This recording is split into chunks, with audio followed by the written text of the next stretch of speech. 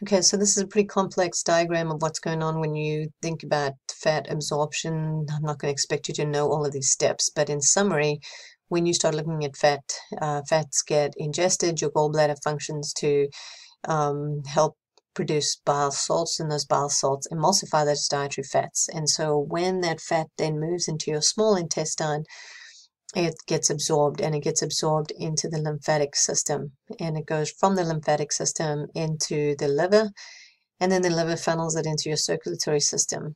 And then as you utilize that fat, so at very low intensities of exercise, so like 20%, so you're walking on campus from class to class, you're actually utilizing fat as your energy source.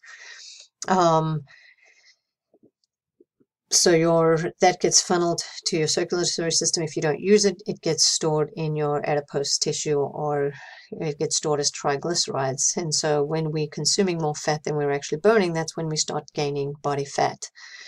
Your medium chain triglycerides, they are actually absorbed directly into the bloodstream. So they don't go into the lymphatic system, they go directly to the bloodstream and then ultimately get used. So sometimes there's a push for people to consume medium chain triglycerides for energy. Some of the literature looks at, athletes consuming medium chain triglycerides as an energy source to save their carbohydrates or their glycogen, so glycogen sparing, but that literature is equivocal. In other words, it's not fully confirmed.